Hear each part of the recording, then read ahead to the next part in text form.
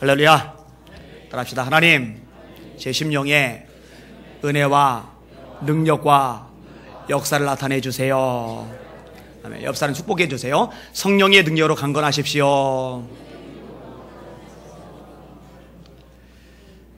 뭔가 남다른 사람이 있잖아요. 남다른 사람. 긍정적인 면에서도 남다른 사람이 있고 또 부정적인 면에서도 남다른 사람이 있어요. 어떤 유능한 청년 사업가가 좋은 차를 타고서 운전해서 가는데 누가 이게 돌을 집어 던진 거예요. 화가 나죠. 문을 열고 누가 던졌더니 웬 소년이에요. 그 소년이 멱살을 잡고 소리를 지르는 거예요. 네 부모한테 가자. 내가 변상을 받아야겠다. 이 소년이 잘못했다고 싸싸싸 빌면서 울먹이는 목소리로 이렇게 말합니다. 형 휠체어를 이렇게 태워서 가는데 형이 굴러 떨어진 거예요. 근데 제가 올려놓을 힘이 없어요.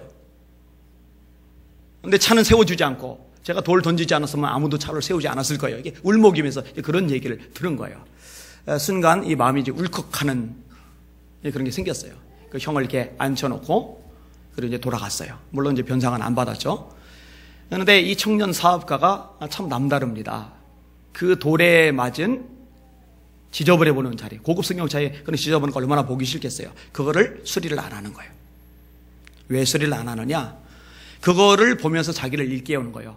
나는 이렇게 여유롭게 넉넉하게 살지만 누군가는 목이 마르고 힘이 들고 도움이 필요해서 눈물로 호소하는 사람이 있을 텐데 내가 그것을 지나치면 안 되지. 차를 볼 때마다 그런 것을 상기시키기 위해서 일부러 그 흉터를, 그 흔적을 내버려 두고 있는 거예요. 참 남다르다라는 생각이 듭니다. 여러분들 귀신 들린 사람 본 적 있어요? 본 적 있으신 분? 귀신 들린 사람. 일부 있으시죠? 귀신이 들리면 남다르죠? 확실히 남다릅니다. 마가복음 9장에 이런 표현이 나옵니다. 귀신이 어디서든지 그를 잡으면 거꾸러져 거품을 흘리며 이를 갈며 파리하여 가는지라. 거꾸러져요. 이를 갈아요. 물론 잘 때 이 가는 사람은 있습니다. 제가 아는 누군가도 잘 때 이를 갈아요. 그런데 이 평상시에 이를 빡빡 갈면은 그거 좀 이상하잖아요. 게다가 얼굴에 파래져요. 아버지가 아들 이야기를 하는 겁니다. 뭐라고 또 얘기를 해요? 불에도 들어가고 물에도 들어갑니다. 여러분 정상적인 생각을 가지고 있으면 불에 안 들어가죠. 화상 입으니까. 물에 안 들어가죠. 익사할 테니까. 근데 뭔가 다른 거예요. 근데 여러분 귀신이 들어가도 다르지만 성령께서 임하셔도 또 달라요. 남달라요. 은혜를 많이 받은 사람은 뭔가가 다릅니다. 계시록 36장에 보면은 이렇게 에스겔이 이언을 합니다. 내가 너희를 여러 나라 가운데서 인도하여 내고 여러 민족 가운데서 모아 데리고 고국 땅에 들어가서 맑은 물을 너희에게 뿌려서 너희를 정결하게 하되 곧 너희 모든 더러운 것에서와 모든 우상 숭배에서 너희를 정결하게 할 것이며 또 새 영을 너희 속에 두고 새 마음을 너희에게 주되 너희 육신에서 굳은 마음을 제거하고 부드러운 마음을 줄 것이며 또 내 영을 너희 속에 두어 너희로 내 율례를 행하게 하리니 너희가 내 규례를 지켜 행할지라. 성령을 받아요. 은혜를 입어요. 그럼 사람이 변하는데 마음이 새로워져요. 새 마음을 주신대요. 이 마음 속에서 굳은 마음이 사라지고 부드러운 마음이 생긴대요. 여러분 은혜를 받은 사람은요 마음이 부드러워집니다. 이 굳은 마음은 어떤 마음이 굳은 마음이겠습니까? 복수하는 마음, 미워하는 마음, 뭔가 이게 빼백 보인 마음, 기분 나쁜 거예요. 못마땅한 거예요. 마음에 안 드는 거예요. 짜증나는 거예요. 신경질적인 거예요. 툴툴대죠. 그래서 원망하죠. 불평하죠. 수근수근거리죠. 이게 다 이제 굳은 마음의 특징들이거든요. 그런데 하나님의 은혜를 많이 받은 사람은요, 이 굳은 마음이 빠져나간다는 거죠. 부드러운 마음이 생겨난다는 거죠. 여기는 여러분들을 부드러운 마음의 주인공들 되시기를 주님의 이름으로 축원합니다. 사도행전 7장에 보니까요, 스데반이 말씀을 전하다가 돌에 맞아 죽어요. 여러분, 돌 맞아 죽으니 얼마나 아프겠어요. 억울할 일이고 또 분통 터질 일 아니겠어요. 그런데 스데반의 입에서 나오는 말을 보세요. 뭐라고 말합니까? 이 죄를 저들에게 돌리지 마옵소서. 내 영혼을 아버지 손에 의탁합니다. 굳은 마음이 없어요. 복수심이 없어요. 분노가 없어요. 마음이 너무너무 부드러워요. 왜요? 이 스데반은 은혜가 충만하거든요. 여러분 보통 사람의 경우에요, 누가 나에 대해서 안 좋은 얘기를 하면요 인상 붉히게 되어 있습니다. 나에 대해서 누가 수근거렸고 수근거리는 소리를 돌고 돌아서 들잖아요. 열받아서 벌쩍벌쩍 뛰고 난리가 벌어집니다. 누가 나를 쳐다보는데 인상이, 얼굴 표정이 좀 안 좋았다 그러면은요, 그거 묵상하면서요, 짜증이 막 밀려납니다. 막. 안 갚아주고 싶은 마음이 생겨요. 그거 다 굳은 마음이거든요. 근데 스데반은요, 누가 수근거린 정도가 아니에요. 손가락질 난 정도가 아니에요. 그냥 확 긁어버린 정도가 아니에요. 염장 지른 정도가 아니에요. 돌로 때려 죽이고 있어요. 피투성이를 만들어 고통 가운데 생명을 빼앗기고 있어요. 그런데 은혜가 충만하니까 마음이 부드러운 거예요. 그 입에서 부드러운 말이 나가는 거예요. 우리 사랑하는 성도들, 은혜 많이 받으시기를 주님의 이름으로 축원합니다. 그럼 달라요. 뭔가 달라지게 돼 있어요. 오늘 설교의 제목입니다. 따라하겠습니다. 은혜 받은 사람은 뭔가 다르다. 한 번 더. 은혜 받은 사람은 뭔가 다르다. 뭔가 달라지시길 주의 이름으로 축원합니다. 네, 달라야죠. 자, 오늘 본문에 보니까 뭔가 다른 사람이 나와요. 자, 1절에서 3절까지 같이 읽을게요. 시작. 6월절 엿새 전에 예수께서 베다니에 이르시니 이곳은 예수께서 죽은 자 가운데서 살리신 나사로가 있는 곳이라. 거기서 예수를 위하여 잔치할새 마르다는 일을 하고 나사로는 예수와 함께 앉은 자 중에 있더라. 마리아는 지극히 비싼 향유 곧 순전한 나드 한 근을 가져다가 예수의 발에 붓고 자기 머리털로 그의 발을 닦으니 향유 냄새가 집에 가득하더라. 아멘. 예수님이 나사로의 집에 방문하셨어요. 누이는 마르다와 마리아입니다. 근데 마리아가 향유를 예수님 앞에 쏟아 부은 거예요. 이 향유는요, 등급이 있습니다. 아주 최상급은 나드예요. 나드. 오늘 본문에 쏟아 부은 향유는 나드입니다. 원래 손님들 중에 귀한 손님이 오면 그냥 물을 떠주지를 않고 물에다가 감람유를 떨어뜨립니다. 그리고 귀한 정도가 아니라 너무너무 귀한 손님이 오잖아요. 최고의 손님이 오잖아요. 그러면은 감람유가 아니라 향유를 몇 방울 떨어뜨려요. 그러면 몇 방울만 떨어뜨려도 향기가 진동하면서 그걸로, 그 물로 발을 씻으면은요, 은은하게 향기가 배어 나옵니다.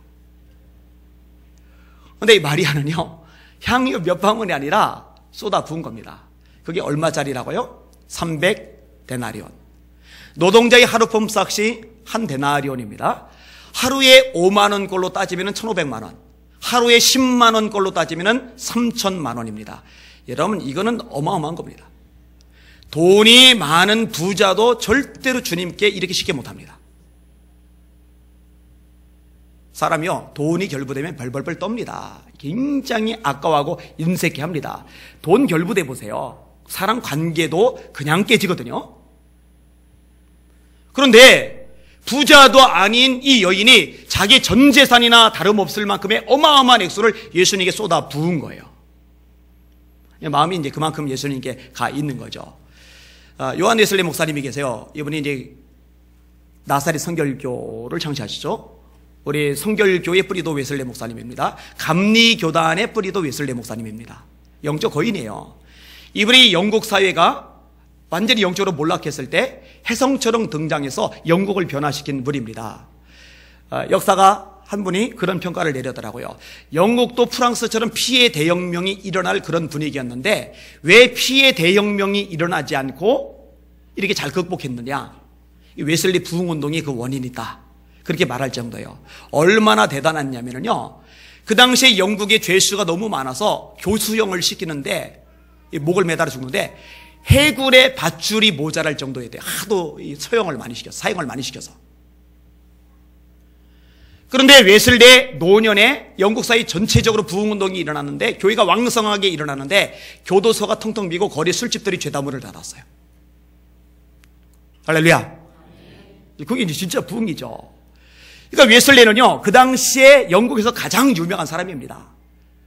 근데 이제 가장 유명하다 보니까 공격하는 신문도 있는 거예요. 저 웨슬리 보나마나 돈 많이 챙겼을 거다. 그렇죠. 어마어마한 교인들이 있으니까. 교인들이 뭐 상상을 초월하니까. 웨슬리가 쓴 책은 완전 대박이니까. 그런데 웨슬리가 죽고 나서 보니까 자기 위해서 쌓아놓은 재산이 아무것도 없는 거예요. 하나도 없는 거예요. 다 주님에 쓴 거예요. 그러니까 웨슬리에 대해서 공격적으로 기사를 썼던 언론들이 전부 다 논조를 바꿔서 원래 잘 쓰던 언론들은 잘 쓰겠지만 공격하던 언론들까지도 완전히 논조가 바뀌어서 웨슬레를 띄워주기 시작을 했어요. 이 웨슬레 목사님이 했던 재미난 얘기가 있어요. 돈지갑이 회개하지 않은 회개는 진짜 회개가 아니다. 재미죠? 돈지갑이 회개하지 않은 회개는 진짜 회개가 아니다. 왜요? 사람의 진짜 우상은 돈이거든요. 이 돈이 올라가 있는 자리에 하나님이 들어가셔야 되는데 이게 만만치 않거든요. 그리고 정말 주님을 살아가면 주님을 위해서 쓰게 되거든요. 아까워하지 않게 되거든요. 고린도후서 말씀이죠. 이것이 곧 적게 심는 자는 적게 거두고 많이 심은 자는 많이 거둔다 하는 말이로다. 각각 마음에 정한 대로 할 것이요 억지로나 인색함으로 하지 말지니 하나님은 즐겨내는 자를 사랑하시느니라. 따라합시다. 억지로 하지 말자. 인색함으로 하지 말자. 이거 하나님의 말씀이거든요. 하나님은 즐겨내는 자를 사랑하시느니라. 애가 소중해요. 자식이 소중해요. 그래서 자식 위해서 돈 쓰는 거예요. 마음이 거기 가니까. 여러분 부부간에도요 상대방을 위해서 돈 쓰는데 인색해진다 이게 막 드러난다 그러면 그 사랑 식은 겁니다. 연애할 때요 돈 따집니까? 계산합니까? 피자 먹고 영화 보고 게다가 카페벤에 가서 커피 한 잔까지 마시면 아 적자가 심한데 안 되겠어. 암만 해도 만나는 수를 확 줄여서 6개월에 한 번씩 봐야지. 안 그래요. 부도가 나든 말든 돈 친구한테 꿔서라도 그냥 더 만나고 싶어서 안달이 나죠. 그 사랑이 뜨겁게 타오를 때 그러거든요. 그런데 부부가 되고 나서 이제는 아까운 거예요. 그 마음이 식은 거죠. 하나님 향해서도 마찬가지라는 거예요. 그런데 이 여인은요 전혀 그렇지를 않아요. 자, 그럼 이 마리아는 왜 이렇게까지 주님을 위해서 헌신을 할까? 이유가 있어요. 은혜를 받았기 때문입니다. 원래 나사로가 병들었거든요. 병들었던 소식을 예수님께 전달을 했거든요. 근데 예수님이 꿈을 대셨어요. 이상하게 꿈을 대셨어요. 그러더니 천천히 오시는데 나사로가 죽은 지 나흘이나 지난 다음에 도착을 하신 거예요. 너무 야속해요. 마르다가 속을 드러냅니다. 예수님이 오셨다면 내 오라비가 죽지 않았을 겁니다. 서운함이 깊이 배어있죠. 그런데 예수님이 이런 말씀하세요. 네가 믿으면 하나님의 영광을 보리라. 네가 믿으면 하나님의 영광을 보리라. 무덤가로 가셔요. 이 마르다와 마리아를 불쌍히 여긴 동네 사람들이 모여있는 상태로 예수님께서 무덤가로 가시고 마리아가 또 무덤가로 가니까 동네 사람들도 따라서 모여들어요. 무덤을 향해서 예수님이 바라보시면서 말도 안 되는 요청을 하시잖아요. 돌을 옮겨놔라. 대답을 해죠. 죽은 지 나흘 됐습니다. 썩었습니다. 벌써 냄새가 납니다. 내가 너에게 믿으면 하나님의 영광을 보리라 하지 않았느냐? 그러니까 옮겨놨어요. 그리고 썩어서 냄새나는 시체를 향해서 예수님이 되도 않는 말씀을 하신 거예요. 나사로야 나오라. 그러니까 나사로가 배를 동인 채로 걸어 나오는 거예요. 사람들 난리가 났죠. 풀어놓아 다니게 하라. 풀으니까 썩은 것도 다 없어진 거예요. 멀쩡해진 거예요. 이런 마리아 입장에서요, 이거는 너무너무 감사한 은혜거든요. 자기 오빠가 되살아났으니까. 이 은혜가 크거든요. 은혜가 너무 커서 이 은혜에 몰두된 사람은요, 뭐든지 할 수 있는 거예요. 여러분, 은혜 충만 받으시기를 주님의 이름으로 축원합니다. 그러면 뭐든지 주를 위해서 할 거예요. 뭐든지 주를 위해서. 결국 이제 은혜에 달린 거예요. 시켜서 하는 게 아니에요. 자발적으로 하는 겁니다. 예수님께서 마리아 보고 너 향유 집에 몰래 숨겨놓은 거 엄청난 거 그거 있지? 그거 깨. 예수님 그런 말씀 꺼내지도 않으셨어요. 이번에 제가 천보산에서 집회 인도를 했어요. 내가 굉장히 벅찬 곳이에요. 어제 아침에는 그 박유선 목사님 심부하신 대은교회에 가서 노인들, 할아버지, 할머니들 대상으로 말씀을 전했어요. 지난번에 요청하셨더라고요. 노인들이 많이 오는데 예수 믿고 천국 가야 된다고 와서 봉사해 줄 수 있냐고. 이 봉사해 줄 수 있다는 얘기는 강사비 없이 올 수 있냐 그 얘기예요. 제가 언제 뭐 강사비 따라서 갑니까? 당연히 가죠. 복음 전하는데 한 650명이 모였어요. 꽉 찬 거예요. 말씀을 얼마나 잘 듣는지 몰라요. 아, 참 행복한 시간이었어요. 할아버지 할머니들이 천국 갈 날이 돌아가실 날이 가까운데 예수 믿어야 천국 갈 거 아니겠어요. 그리고 나서 이 목사님하고 이야기를 나누는데 이 목사님도 천보산 기도원에 2번 집회를 가셨었대요. 그런데 다시는 안 간다고 그랬대요. 사람 잡겠대요. 1시에 집회, 7시에 집회, 밤 11시에 집회. 11시 집회는 1시가 넘어서 끝나요. 그런데 이게 보통 진을 쏜 게 아닙니다. 게다가 이제 7시는 이제 안수까지 해줬더니, 와, 장난이 아닌 거예요. 힘들었어요, 진짜. 근데 장로님 한 분이 3일간 참석을 하셨는데 이분이 너무너무 저한테 잘하시는 거예요. 매일 피로회복제를 사가지고 오셔요. 예배 30분 전에 와서 어깨랑 팔을 계속 주물러 주세요. 그리고 제가 어깨와 팔이 늘 아프잖아요. 의수 때문에. 어떤 분이 자기는 아픈 날이 안 아픈 날보다 더 많다고 그래요. 그럼 제가 속으로 웃어요. 겉으로는 말 안 하고 속으로 웃어요. 나는 안 아픈 날이 없는데. 주물러줘요. 거기다가 근육 이렇게 풀어주는 약 있나 봐요. 그걸 쭉쭉 짜가지고 그걸 발라주고 또 마사지를 또 해줘요. 감사하죠. 정말 감사하죠. 목요일 집회 마치고 잠을 잔 후에 사실 이 전사님이 이제 와가지고 태워서 이제 오기로 했어요. 근데 사실 제 마음 같아서는 1시 넘어서 집회 마치고 씻고서 그러면은 땀이 이제 범벅이 되거든요. 씻고서 마무리하면 거기서 한 1시 반쯤은 출발할 수 있거든요. 그래서 이따 오고 싶은데 그 시간에 이 전사님 오라고 그러면 입 나오잖아요. 그러니까 차마 그렇게는 못 시키겠더라고요. 그래서 자고 가자. 그런데 이 장로님이 태워 주시겠다는 거예요. 태워줬는데 여기 2시 반까지 도착을 했고 여기서 집까지 가는데 또 이제 한참 걸려요. 먼 곳에 있어요, 꽤. 그리고 저는 이제 손이 하나다 보니까 이 여행 가방을 쌀 때 이 가방 싸는 시간이 많이 걸리고 좀 이렇게 불편한 게 있어요, 사실은요. 근데 이분이 다 알아서 막 속옷이랑 정리해서 다 싸주고 그 가방을 들고 차에다 미리 넣어주고 그러니까 이번에는 진짜 짐 싸는 것도 편하고 아주 좋았어요. 이분이 우리 교회 장로님들도 아닌데 왜 그러셨을까? 왜 그랬을 것 같아요? 은혜를 제대로 받았어요. 이분이 페이스북에 글을 써놓았는데 제가 읽고 감동을 받았어요. 들어보세요.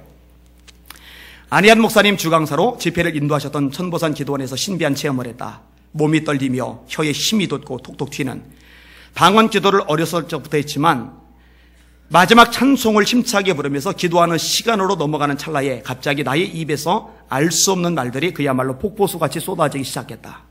그 말들이 쏟아지는 순간의 감정은 말로 표현하기 힘들 정도로 어떤 능력과 환희에 사로잡혀 있었다. 그 환희는 내 심령 안에서 형성된다기보다 외부에서 특별한 기운들이 나를 둘러싸는 것 같았다. 기도를 끝내고 주위를 둘러보니 놀라운 일들이 벌어지고 있었다. 마치 성령의 태풍이 휩쓸고 지나가는 것처럼 보였다. 지금도 잊혀지지 않는 것이 또 하나 있는데 강사님의 몸에서 말씀 선포가 엄청나게 강한 향기로 뿜어져 나왔었다. 마치 강력한 분무기로 향수를 쭉쭉 뿜어내는 것까지 계속 발산되었다. 어떤 향수도 그렇게 향긋하고 강하게 경험할 수 없는 강렬한 것이었다. 부흥이 있는 곳에는 항상 성령의 강한 역사들이 나타났다. 한국교회 성장의 퇴보는 성령의 역사가 중단되어서 그런 것 같다. 말씀의 역사와 성령의 능력으로 하나님의 영광이 가득한 명품 집회였었다. 내용이 더 길어요. 네, 그냥 건너뛰도록 하겠습니다. 이거 말고도 제가 이제 간증거리들이 되게 많아요. 첫날 집회에 이미 응답받았던 사람들의 얘기가 계속 들려오기 시작을 했어요.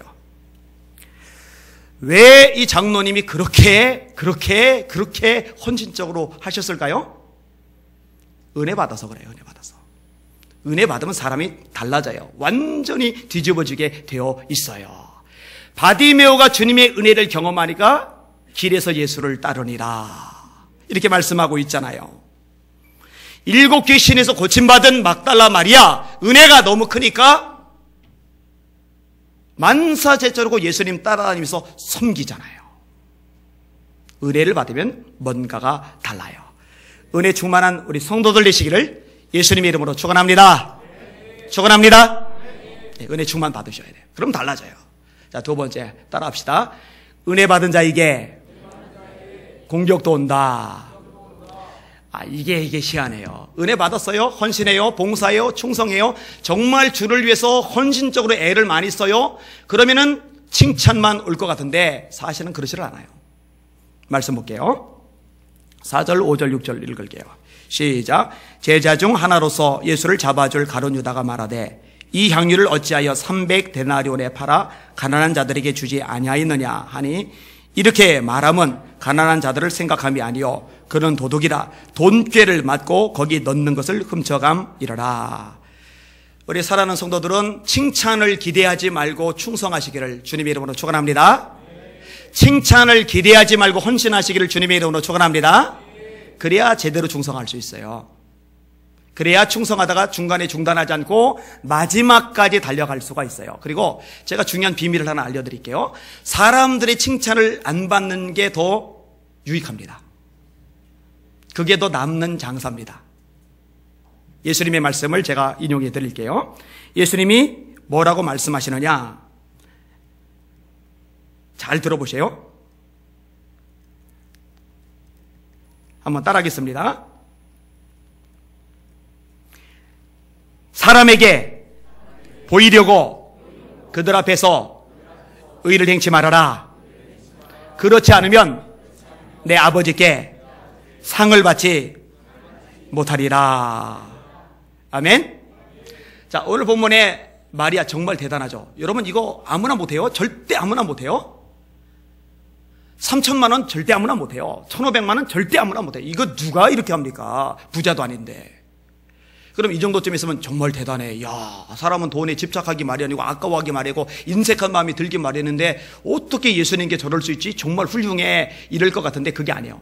예수님이 제자 중에 하나인 가룟 유다가 뭐라고 얘기해요? 혼나는 거예요. 혼내는 거예요. 너 이거 팔아서 가난한 사람 엄청나게 구제할 수 있는데 왜 쓸데없이 낭비하는 거야? 다른 본문에 보면 낭비한다고 나무라는 거예요. 그러니까 헌신해 놓고 욕을 얻어먹은 거예요. 여러분 이때 맥 빠집니다. 마리아 입장에서 볼 때 가룟 유다는요 비중 있는 사람입니다.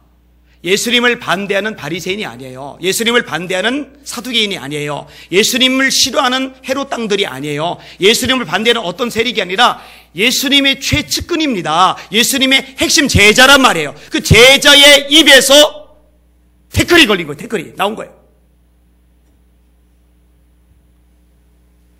근데 사실 이 가룟 유다는 좋은 사람이 아니죠. 뭐라고 성경이 말씀하고 있어요? 예수를 팔자라 이렇게 돼 있고 가난한 자들을 생각해서 하는 말이 아니라고 오늘 본문에 말씀해요. 저는 도적이라 돈죄를 맡고서 그 돈을 훔쳐간다 이렇게 말씀을 해주고 있어요. 이 못된 인간이에요.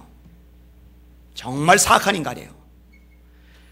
이 마리아가 예수님께 깨트려 쏟아붓지 않고 그냥 헌금을 했으면은 회계를 맡은 가룟 유다가 그거 보관하고 관리하면서 자기를 쏙쏙 빼서 쓸 수 있거든요. 근데 쏙쏙 빼서 쓸 수 있는 기회가 사라졌거든요. 그게 열받은 거예요. 그런데 그걸 그대로 드러내면은 자기가 욕을 먹잖아요. 그러니까 그거는 싹 숨겨놓고 대의 명분으로 표정을 하는 거예요. 가난한 사람들 생각하는 것처럼. 이게 악한 사람, 아주 간교한 사람의 특징입니다. 사람들 꼬드길 때도요 이런 식으로 해요. 절대로 자기 속내 안 드러냅니다. 자기 속에 악한 거 안 드러냅니다. 그냥 교회를 위하는 척 아니면 누군가를 위하는 척 가난한 사람 위하는 척 이렇게 꾸며요. 그래야 자기 말이 보섭이 될 테니까. 이간질하는 거죠. 악한 거예요. 아주 악한 거예요.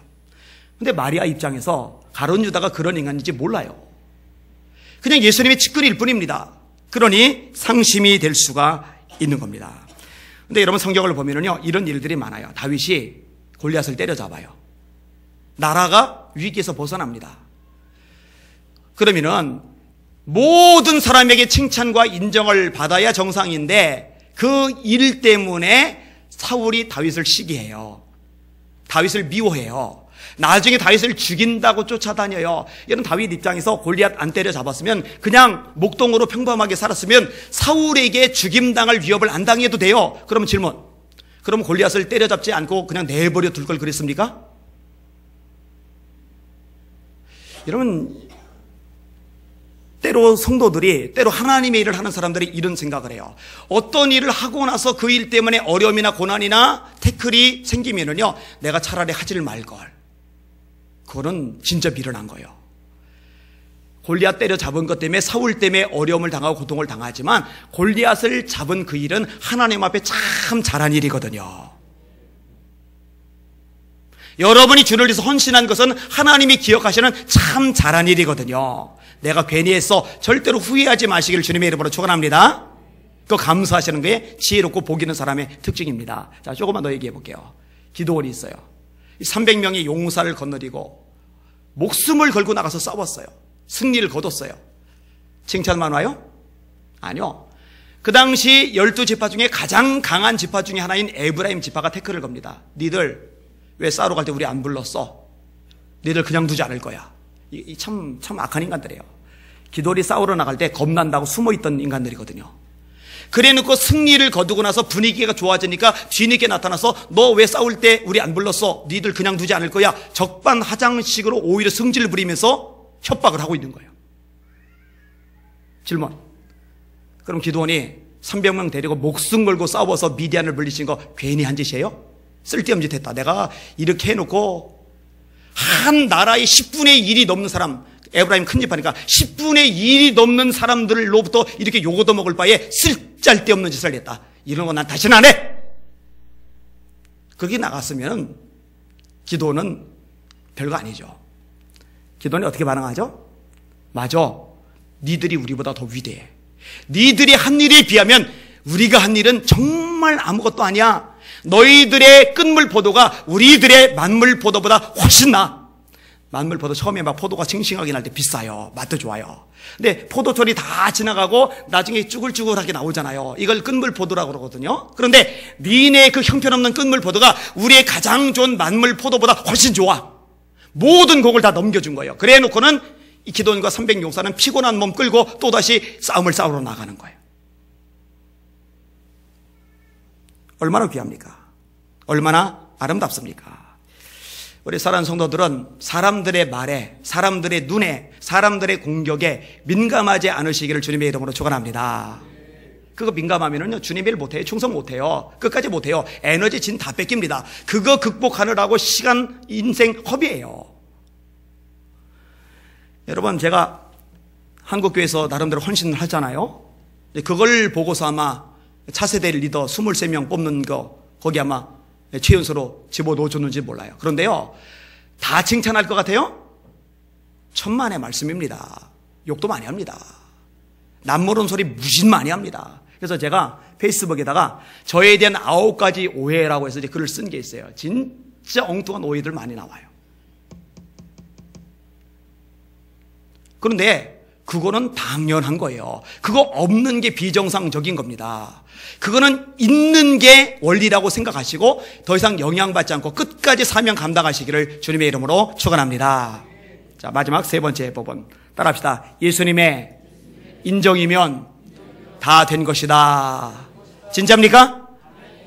정말입니까? 맞아요. 예수님이 인정해 주시면 그게 다예요. 끝이에요, 그게. 자, 7절과 8절을 읽어볼게요. 시작. 예수께서 이르시되 그를 가만두어 나의 장래할 날을 위하여 그것을 간직하게 하라. 가난한 자들은 항상 너희와 함께 있거니와 나는 항상 있지 아니하리라 하시니라. 아까 예수님의 말씀을 인용해 드렸어요. 사람들에게 보이려고 의를 행치 않도록 해라. 근데 이거 말고도요, 여러 가지 말씀들이 있어요. 한번 들어보세요. 마태복음 6장 2절인데 구제할 때에 외식하는 자가 사람에게 영광을 받으려고 회당과 거리에서 하는 것 같이 너희 앞에 나팔을 불지 말라. 진실로 너희에게 이르노니 그들은 자기 상을 이미 받았느니라. 야야야야, 봐봐. 나 이렇게 가난한 사람 생각 많이 하거든. 구제 이렇게 엄청 많이 하거든. 떠벌리는 걸 이걸 나팔 분다라고 그래요. 이렇게 하지 말래요. 왜냐면은 이렇게 한 사람은 기껏 구제를 내놓고 정작 하나님 앞에 받을 상은 없어요. 이미 칭찬받은 걸로 상 끝. 상 끝. 질문. 손해예요? 이익이에요? 여러분, 내가 의도하지 않는데 어쩌다 이렇게 알려지고 퍼져나가는 건 괜찮아요. 그거는 상관없어요. 근데 목적 자체가 칭찬이고 인정이고 여기에 관심이 많아서 일을 할 경우는 하나님께 상은 없어요. 그거는 그냥 끝나는 거예요. 그걸로. 자, 좀 더 얘기를 해볼게요.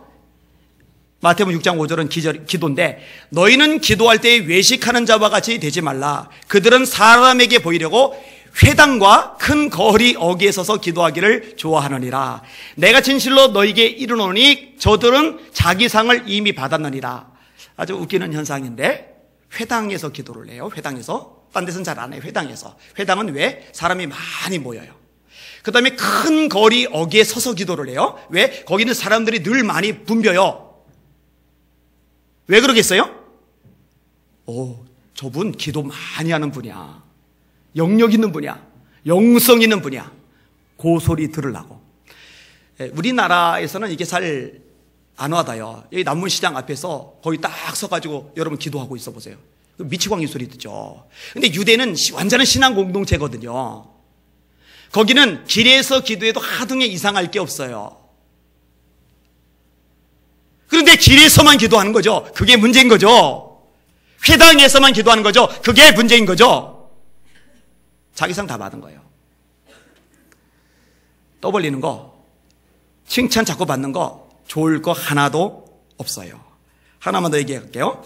금식할 때 너희는 외식하는 자들과 같이 슬픈 기색을 내지 말라. 머리는 산발하고 얼굴 꾀재재해서 기운도 하나도 없이 이러고. 왜 그래? 뭔 일 있어? 요즘 나 금식 들어갔거든. 그러지 말래요. 예수님이 뭐라고 하시는지 아세요? 머리에 기름을 바르고 얼굴을 씻으래요. 머리에 기름 바르고 얼굴을 씻으면 깔끔하죠. 스마트해 보이잖아요. 그러면은 금식하는 거 아무도 몰라요. 예수님이 뭐라고 말씀하세요? 은밀한 중에 보시는 아버지께서 갚으시리라. 여러분, 내가 정말 헌신을 했어요. 내가 정말 충성을 했어요. 내가 정말 주님 앞에 애를 썼어요. 근데 아무도 몰라주는 거예요. 아무도 칭찬을 안 해주는 거예요. 감사하시길 바랍니다.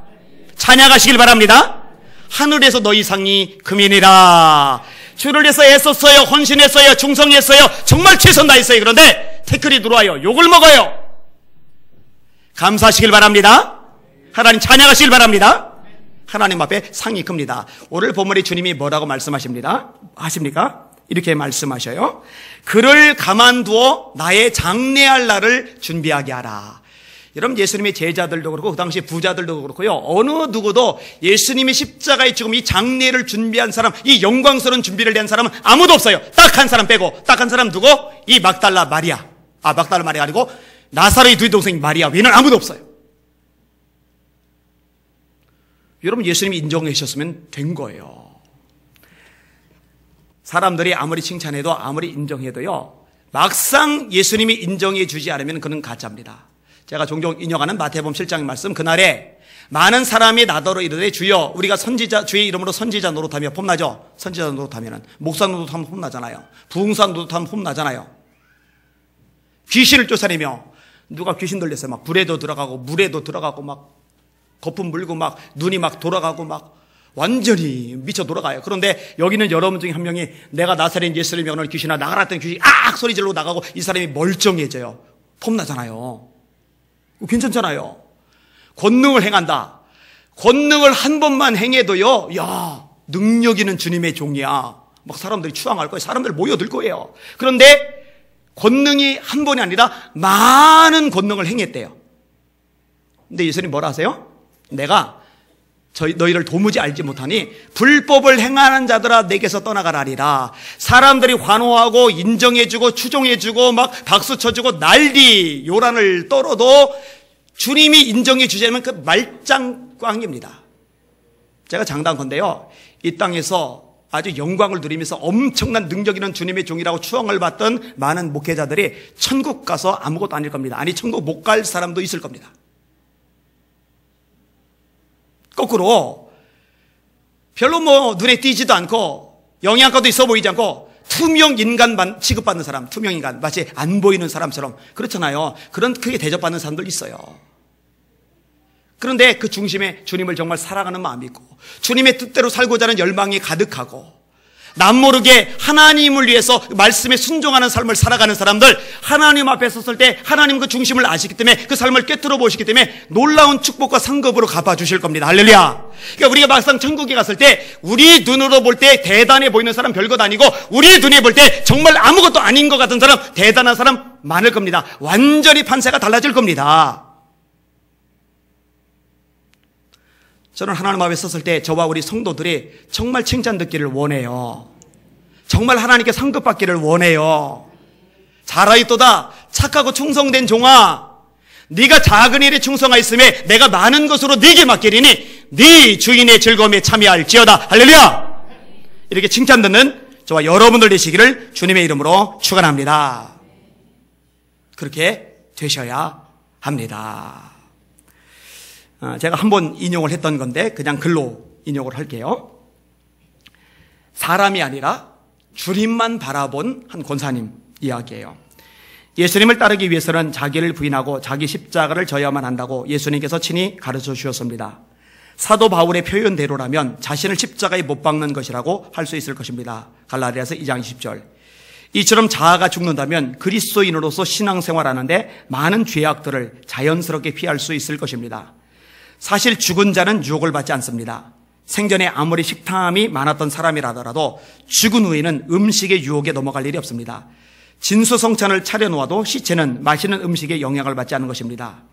이성에 약한 남자였다 하더라도 죽은 후에는 여성의 유혹에 넘어갈 일이 없습니다. 여성이 아무리 아름답고 매혹적으로 다가온다 하더라도 하등의 영향을 받지 않는 것입니다.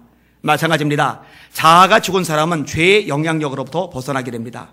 욕심이 잉태한 즉 죄를 낳고 죄가 장성한 즉 사망을 낳는다고 하지만 자아가 죽었으니 더 이상 욕심이 힘을 쓸 여지가 없게 되고 그러니 자연스럽게 죄에서 자유로워지게 되는 것입니다.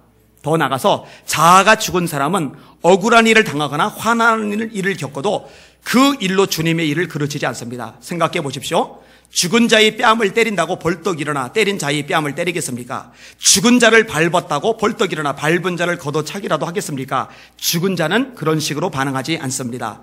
그러고 보면 교회 안에 정말 자아가 죽은 사람, 즉 자기를 부인한 사람을 찾기가 어려운 것 같습니다. 어느 교회에서 있었던 일입니다. 60대의 한 권사님이 교회 식당 봉사를 하는데 자꾸만 이상한 일이 발생했습니다. 주일에 성도들과 함께 먹으려고 준비해 놓은 음식이 없어지는 것이었습니다. 어느 토요일 오후 걱정이 되어 교회로 향했다가 깜짝 놀랐습니다. 함께 식당 봉사를 하는 젊은 여집사가 음식을 몰래 들고 식당 뒷문으로 빠져나가는 것을 보았기 때문입니다. 그런데 놀랍게도 이튿날 성도들 사이에는 권사가 식당 도둑이었다는 소문이 퍼졌습니다. 도둑 누명을 쓰게 된 권사님은 진짜 도둑이 누구인지 알고 있었지만 아무 말도 하지 않았습니다. 사정을 모르는 교인들은 권사가 어떻게 그럴 수 있느냐며 슬금슬금 권사님을 피했습니다. 결국 권사님은 맡은 봉사를 모두 내려놓을 수밖에 없었습니다. 그해 가을 부흥성회가 열렸는데 많은 성도들이 참된 회개와 감사와 기쁨을 체험했습니다. 마지막 성회가 끝날 무렵 한 젊은 여인이 강단 앞으로 나갔습니다. 그리고 말하기 시작했습니다. 목사님과 성도님들께 고백할 게 있습니다. 교회 식당에서 음식을 훔쳤던 도둑이 바로 저입니다. 저 뒤에 앉아 계신 권사님은 범인이 아닙니다. 권사님은 지금까지 아무 말 없이 저의 죄를 대신 지신 것입니다. 그러더니 권사 앞으로 갔습니다. 무릎을 꿇었습니다. 눈물로 용서를 빌었습니다. 지켜보던 모든 성도들도 그 자리에서 무릎을 꿇기 시작했습니다. 이 일로 인해 권사님은 모든 성도들로부터 더욱 존경을 받게 되었고 진정한 신앙이 무엇인지 교훈을 받게 되었습니다. 교회는 한마음이 되어 부흥하기 시작했습니다. 만약 그 권사님의 자아가 죽지 않았다면 억울하다고 열받는다고 펄쩍 뛰면서 젊은 여집사를 희생제물로 내놓았을 것입니다. 사람의 칭찬과 책망에 목을 건 권사님이라면 당장에 입을 열었을 것입니다. 그러나 권사님은 생각했습니다. 예수님을. 권사님은 생각했습니다. 오직 주님의 인정을. 사람들에게 욕을 먹지만 예수님이 인정하실 것을 알고 있었던 권사님. 그분이 하나의 미랄이 되므로 교회는 부흥하는 계기를 가지게 되었습니다. 천국에서 상이 클 겁니다. 말씀을 정리하겠습니다. 세 가지 제가 말씀을 드렸어요. 따라합시다. 은혜 받은 사람은 다르다. 달라지시기를 주님의 이름으로 축원합니다. 축원합니다. 달라져야죠. 근데 은혜 받아서 달라졌어요? 충성이에요? 예배예요? 봉사예요? 기도예요? 헌신예요? 하늘에 썩어지는 미랄이 돼요. 그럼 다 칭찬만 오느냐? No. 절대 그렇잖아요. 이거 여러분이 기억해 두세요. 따라합시다. 은혜 받아도 공격이 들어온다. 그럴 때 어떻게 해야 돼요? 그만둬요? 실망해요? 낙심해요? 주저앉아요? No. 따라합시다. 주님이 인정해 주시면 다 된 거다. 주님의 인정을 기억하시면서 승리하시기를 예수님의 이름으로 축원합니다. 주님이 놀랍게 갚아주실 것을 기억하면서 기뻐하시고 감사하시고 찬양하시는 우리 능력 있는 성도 되시기를 예수님의 이름으로 축원합니다. 기도하겠습니다. 주님,